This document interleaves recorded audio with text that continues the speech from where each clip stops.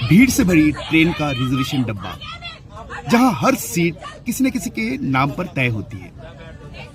फिर भी कभी कभी हालात ऐसे बन जाते हैं कि शांति की जगह बहस ले लेती है। उसी डब्बे में एक छोटी सी लगभग 12-13 साल की लड़की अपनी माँ के साथ एक सीट को लेकर जोर जोर से बहस कर रही थी। उसकी आवाज में गुस्सा था और चेहरे पर जिद साफ झलक रही थी। सामने एक आदमी अपने पूरे परिवार के साथ खड़ा था।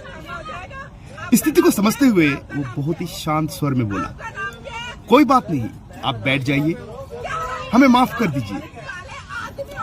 उसकी बातों में विनम्रता थी, लेकिन माहौल फिर भी शांत ना हो पाया। लड़की और उसकी माँ दोनों अपनी बात पर अड़ी रही। बात एक सीट की थी, लेकिन अब वो जिद और अहंकार की लड़ाई बन चुकी थी। आसपास बैठे यात्री ये सब देख रहे थे, कुछ हैरान, कुछ असहज और कुछ सोच में पड़े हुए। तभी टीटी वहां पहुंचा और स्थिति को संभालते हुए बोला, आप लोग चिंता मत कीजिए, हम आपकी सीट चेंज कर देते हैं।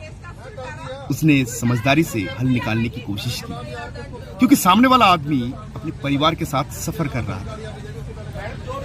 लेकिन इतने समझाने के बाद भी वो माँ बेटी मानने को तैयार नहीं थी। उनकी जिद जैसे खत्म ही नहीं हो रही थी।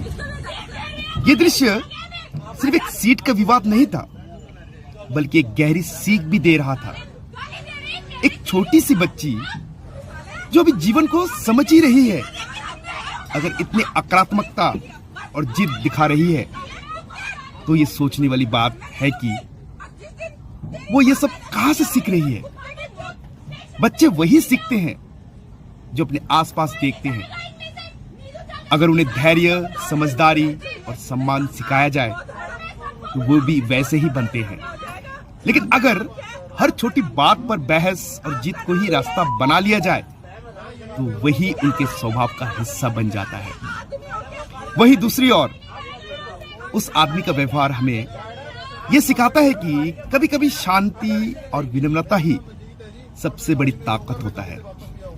उसने झगड़ा बढ़ाने के बजाय उसे खत्म करने की कोशिश की, और वही असली समझदारी है।